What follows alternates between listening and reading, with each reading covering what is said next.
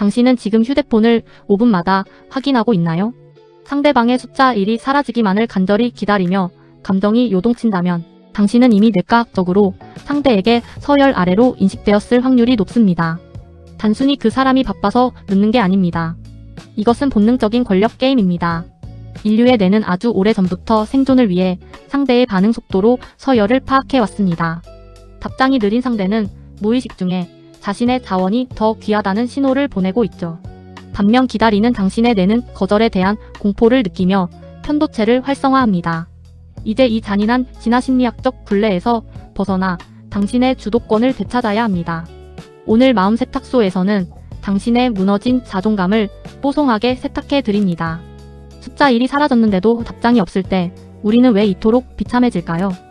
우리 뇌는 사회적 배제를 단순한 무시가 아닌 신체적 통증으로 인식합니다.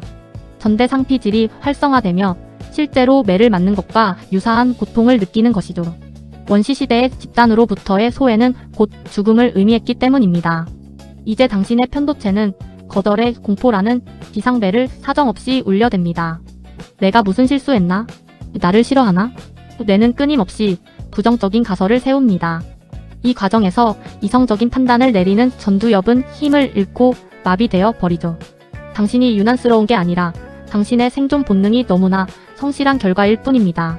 지금 느끼는 그 통증은 당신의 가치가 낮아서가 아닌 뇌의 자연스러운 반응입니다. 진화론적 관점에서 시간은 생존을 결정짓는 가장 강력한 자원입니다. 높은 서열의 개체는 자신의 시간을 통제하며 타인의 요청에 즉각 반응하지 않죠. 나는 바쁘고 귀한 존재다라는 메시지를 답장 지연을 통해 증명하는 셈입니다. 반면 즉각 답장하는 행위는 상대적으로 자신의 가용 자원이 흔하다는 인상을 줍니다. 인류는 수만 년간 응답을 기다리게 하는 개체를 강자로 인식하도록 진화했습니다. 답장을 늦추는 상대는 무의식적으로 이 희소성의 원칙을 이용하고 있는 겁니다. 당신이 느린 답장에 위축되는 이유는 그 본능적 위계 질서에 반응하기 때문이죠. 하지만 현대 사회의 카톡 속도가 당신의 진짜 사회적 가치를 결정하진 않습니다. 상대의 자원 과시에 속지 마세요. 당신의 시간 또한 그만큼 귀한 자원입니다. 누군가를 기다리게 만드는 행위는 관계의 주도권을 쥐는 가장 쉬운 방법입니다. 답장을 늦게 함으로써 상대의 일상의 대기 상태라는 균열을 만드는 것이죠. 기다리는 쪽은 무의식 중에 상대를 자신보다 바쁘고 중요한 사람으로 간주합니다.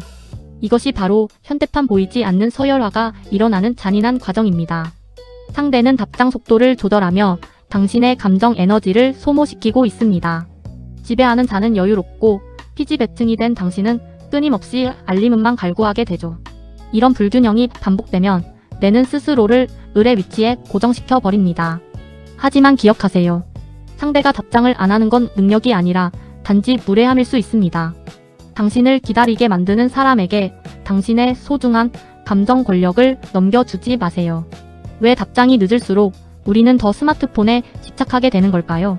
그것은 뇌의 보상 회로가 간헐적 보상에 가장 강력하게 반응하기 때문입니다.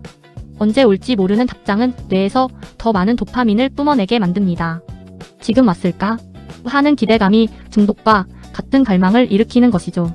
확신할 수 없는 보상은 뇌를 훨씬 더 안달나게 하고 강박을 만듭니다. 결국 당신의 뇌는 상대의 답장 하나에 모든 쾌락을 의존하게 됩니다. 이제 휴대폰을 확인하는 행위는 즐거움이 아닌 고통스러운 갈증이 됩니다. 이 도파민 굴레를 끊으려면 의도적으로 보상을 지연시키는 연습이 필요합니다. 당신의 도파민은 타인의 답장이 아닌 당신의 성취를 위해 쓰여야 합니다. 유독 답장 속도에 예민한 분들이 있습니다. 이건 성격 탓이 아닙니다. 심리학에서는 이를 거절 민감성이라고 부르며 뇌의 방어 기제와 연결합니다. 어린 시절 불안정한 애착 경험이 성인이 된 후 카톡 답장에 투사되는 것이죠. 상대의 침묵을 나에 대한 부정으로 해석하며 뇌는 비상 상황을 선포합니다. 과거의 상처가 현재의 작은 기다림을 거대한 공포로 키우고 있는 셈입니다. 뇌는 상처받지 않기 위해 끊임없이 상대의 의중을 추측하고 에너지를 씁니다. 이 과정에서 당신의 자존감은 소리 없이 갉아먹히며 무너져 내립니다. 하지만 이제 알게 된 사실은 그 공포가 가짜 신호라는 것입니다. 당신의 과거가 현재의 평온을 망치게 두지 마세요. 당신은 이제 안전합니다. 잔인하게 들리겠지만 인간관계에도 가성비가 존재합니다. 사회적 교환 이론에 따르면 뇌는 관계에서 얻는 보상과 비용을 계산하죠. 상대가 답장을 미루는 건 당신에게 쓸 에너지 비용을 아끼고 있다는 뜻입니다.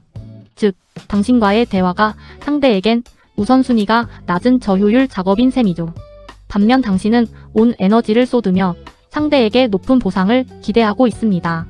이 불균형한 거래는 당신의 마음을 적자로 만들고 파산하게 합니다. 상대는 당신을 언제든 꺼내볼 수 있는 편의점처럼 여기고 있을지도 모릅니다. 이제 이 손해보는 장사를 멈추고 당신의 에너지를 회수해야 할 때입니다. 당신의 가치는 상대의 계산기가 아니라 당신의 자부심이 결정합니다. 이제 상대방의 속도에 휘말리지 않는 구체적인 전략을 실행할 차례입니다. 첫 번째는 의도적인 디지털 거리두기를 통해 나의 공간을 확보하는 것입니다. 알림을 끄고 정해진 시간에만 확인하며 뇌의 보상 회로를 재설계하세요. 즉시 답장하려는 강박은 당신을 언제든 부를 수 있는 사람으로 만듭니다. 이제는 당신이 답장 주기를 결정하며 관계의 주도권을 가져와야 합니다. 상대가 늦게 보내면 당신도 그만큼 혹은 그보다 더 천천히 응답하세요.